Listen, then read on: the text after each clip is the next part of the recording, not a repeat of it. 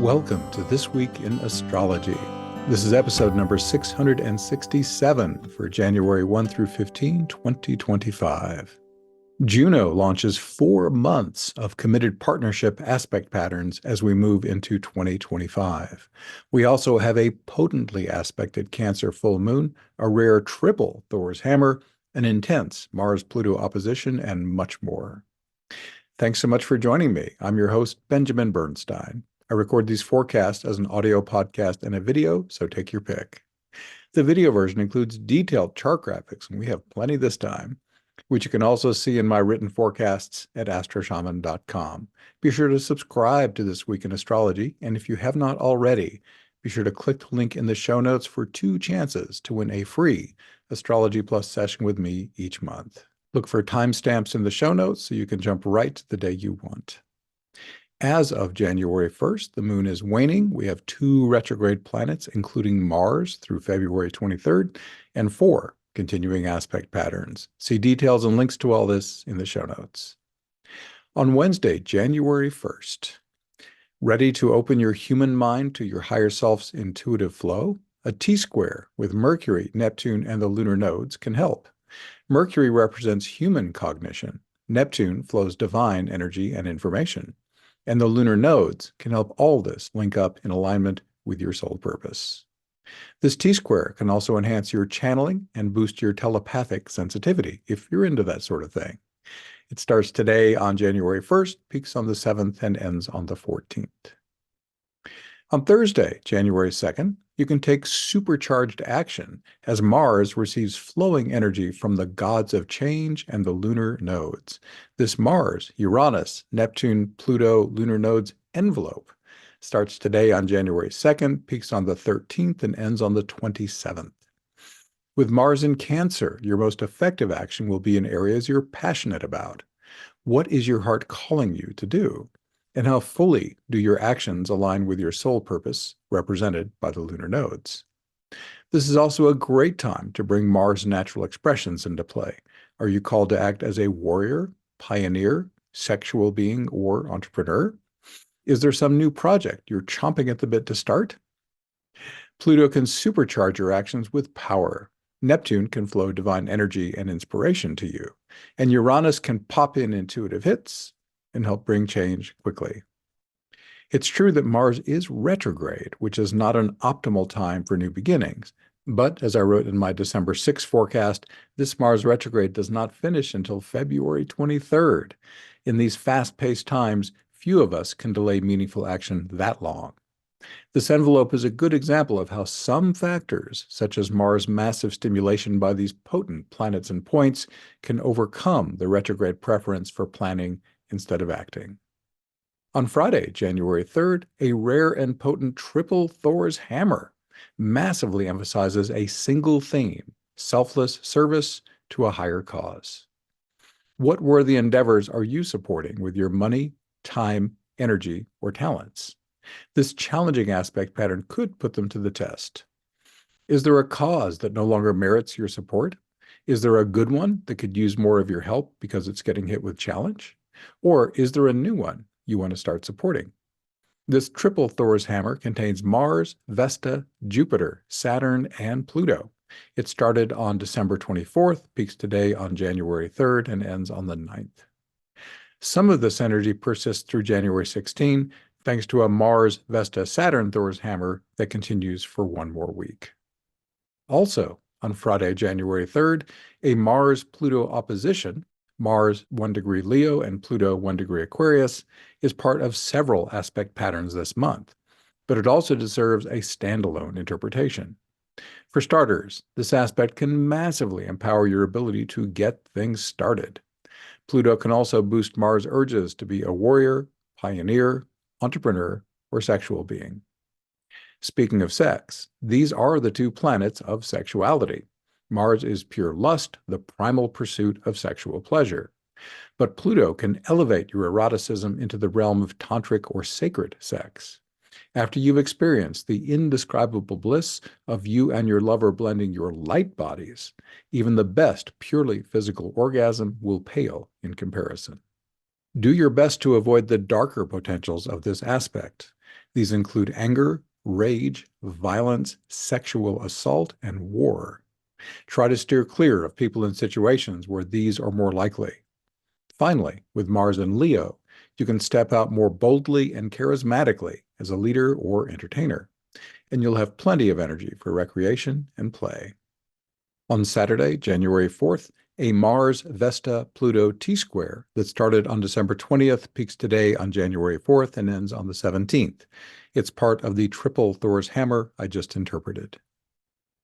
On Sunday, January 5th, Embodied Awakening and Law of Attraction Manifestation, both of which I've linked in the show notes, get magical support thanks to a quintile between the Capricorn Sun and Neptune.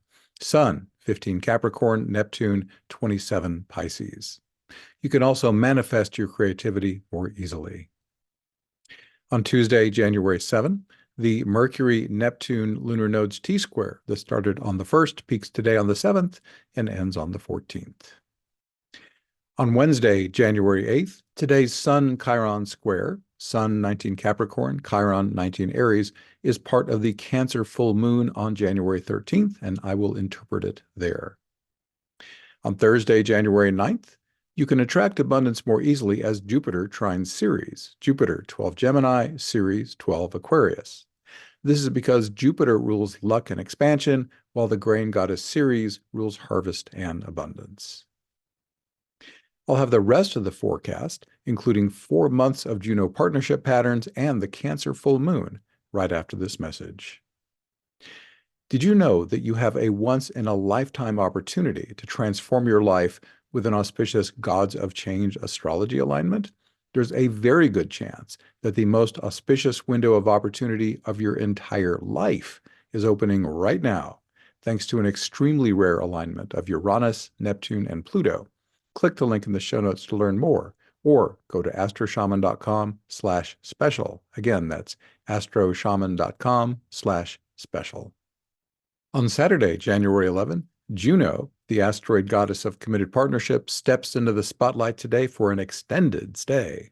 She'll be the focal point of several aspect patterns for nearly 4 months through May 7th. She'll also play powerful roles in the next 3 lunations, especially the January and February full moons. This invites you to bring special focus to your committed partnerships. These are your most important ongoing relationships. They could be romantic, platonic, or business-related. These Juno aspect patterns are fundamentally harmonious. This will make it easier to accentuate the positive and take these important relationships to the next level. However, the potency of the planets aspecting Juno, especially the 3 outer planets, may also stir up challenges that need to be addressed. You may find it helpful to mentally place your relationships in 3 categories: awesome, awful, or mixed. To read my concise post on how to work skillfully with relationships in each category, click the link in the show notes. Here are the details on those Juno aspect patterns. Envelope number 1.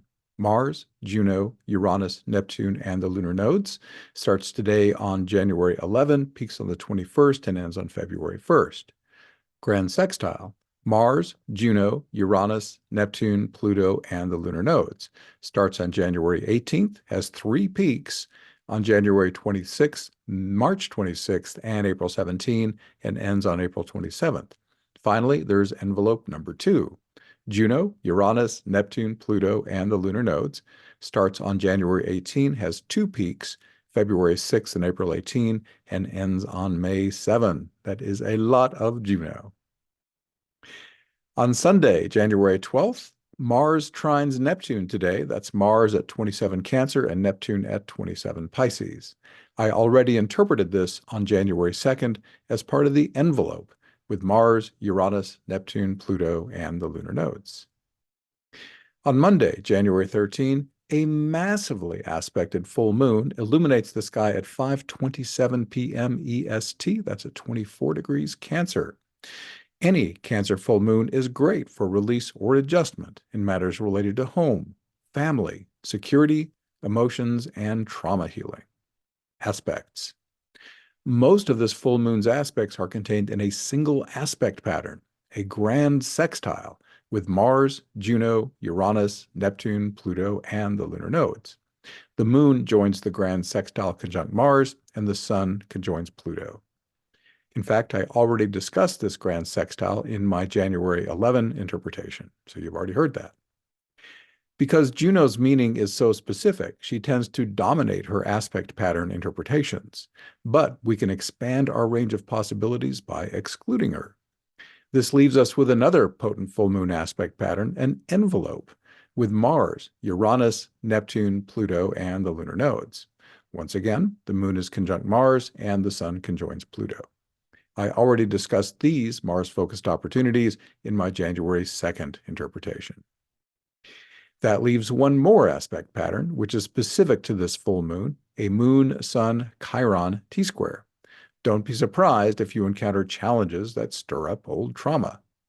This doesn't mean you're being punished by a malevolent universe. Any challenging emotions are being stirred up so you can clear them once and for all. This requires an effective shadow work technique.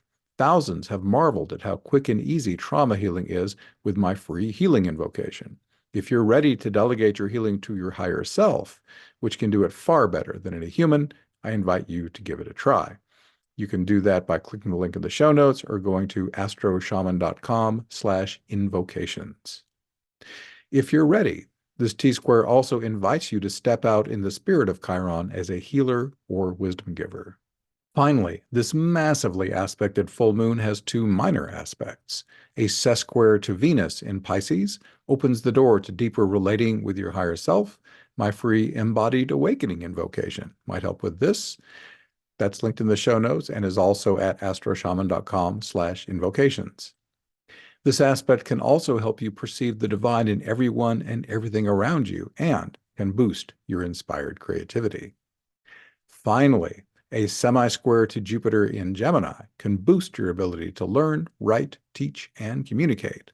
It can also expand your vitality, pluck up your luck, and inspire you to celebrate.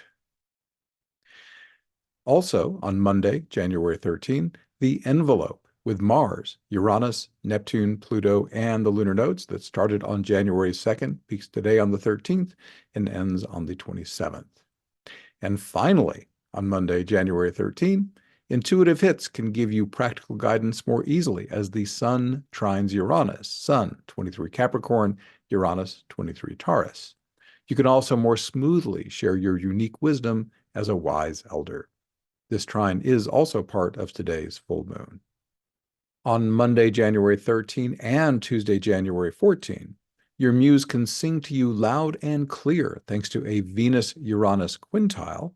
That's Venus 11 Pisces, Uranus 23 Taurus. That happens on January 13, and a Venus-Jupiter square, Venus 12 Pisces, Jupiter 12 Gemini. That one's on January 14. Let your creativity blossom in whatever unique way it wants to. This is also a great time to cultivate or deepen an unusual friendship. This could be with another human or with your higher self.